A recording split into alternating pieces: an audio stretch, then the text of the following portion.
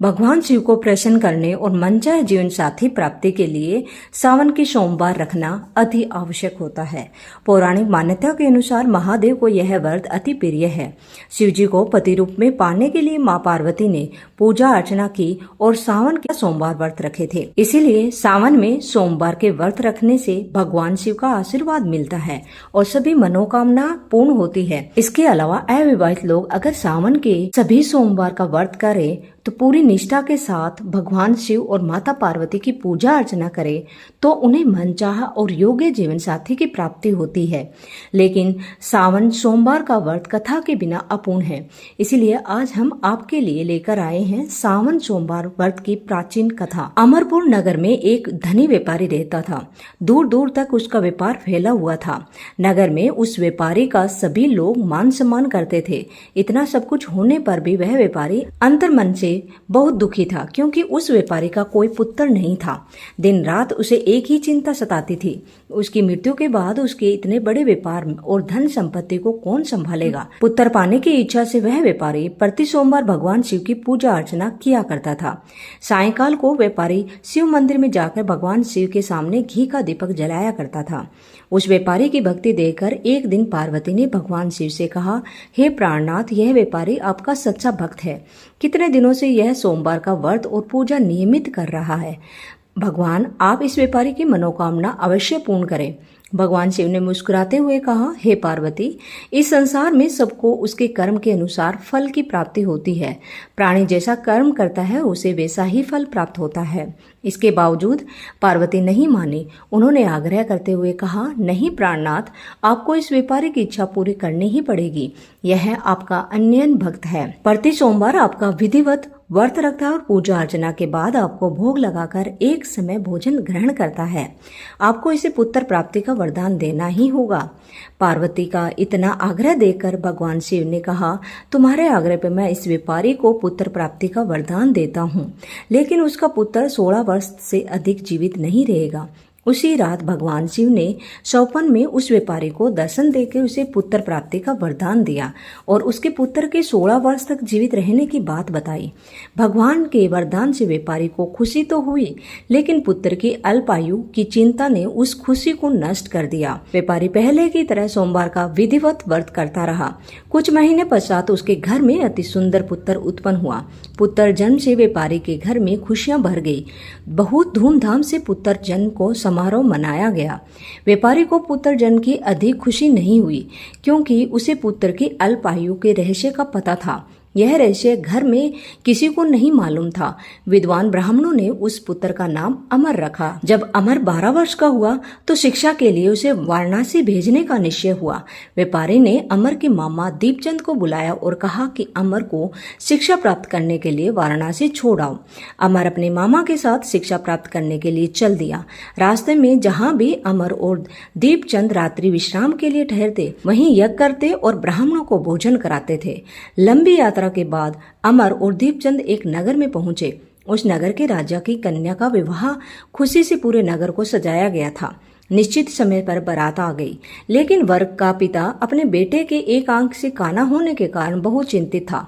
उसे इस बात का भय सता रहा था कि राजा को इस बात का पता चलने पर कहीं वह विवाह से इनकार न कर दे, इससे उसकी बदनामी होगी। वर के पिता ने अमर को देखा तो उसके मस्तिष्क में एक विचार आया। उसने सोचा, क्यों न इस लड़के को दूल्हा बनाकर राजकुमारी से विवाह करा दूं। विवाह के बाद इसको धन देकर विदा कर दूंगा और राजकुमारी को अपने नगर ले आऊंगा। वर के पिता ने इसी संबंध में अमर और दीपचंद से बात की। दीपचंद ने धन मिलने की लालच से वर के पिता की बात स्वीकार कर ली। अमर को दूल्हे के वस्त्र पहनाकर राजकुमारी चंद्रिका से विवाह करा दिया। राजा ने बहुत सा धन देकर राजकुमारी को विदा किया। अमर जब लौट रहा था तो सच नहीं छिपा सका और उसने राजकुमारी की ओढ़नी पर लिख दिया, राजकुमारी चंद्रिका, तुम्हारा विवाह तो मेरे साथ हुआ था। मैं तो वाराणसी में शिक्षा प्राप्त करने जा रहा हूँ। अब तुम्हें इस नवयुवक की पत्नी बनना पड़ेगा, वह काना है। जब राजकुमारी ने अपनी ओढ़नी पर लिखा हुआ पढ़ा तो उसने काने लड़के के साथ जाने से इनकार कर दिया। राजा ने सब बातें जानकर राजकुमारी को महल में रख लिया। उधर अमर अपने मामा दीपचंद के साथ वाराणसी पहुंच गया। अमर ने गुरुकुल में पढ़ना शुरू कर दिया। जब अमर की आयु 16 वर्ष हुई तो उसने एक यज्ञ किया। यज्ञ की समाप्ति पर ब्राह्मणों को भोजन कराया और खूब अन्न वस्त्र दान दिए। रात को अमर अपने शयन कक्ष में सो गया। शिव के वरदान के अनुसार शयन कक्ष में ही अमर के प्राण पखेरु उड़ गए। सूर्योदय पर मामा अमर को मृत देकर रोने पीटने लगा।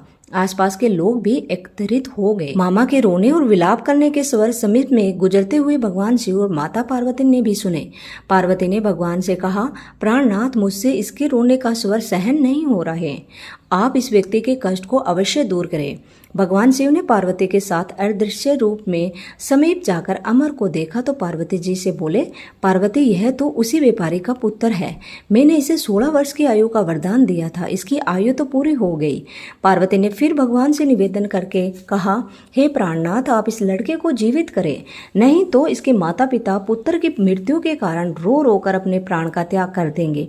इस लड़के के पिता तो आपका परम भक्त है, वर्षों से सोमवार का व्रत करते हुए आपको भोग लगा रहे हैं।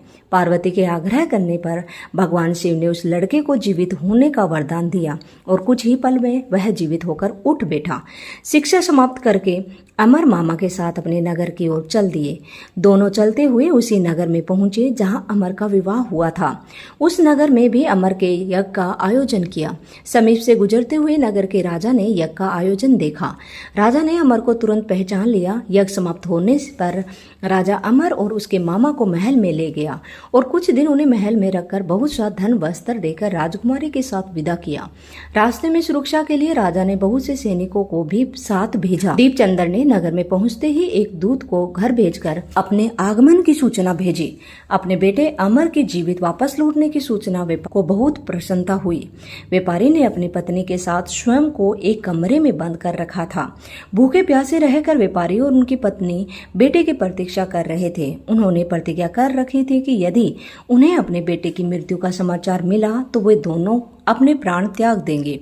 व्यापारी अपनी पत्नी और मित्रों के साथ नगर के द्वार पर पहुंचा।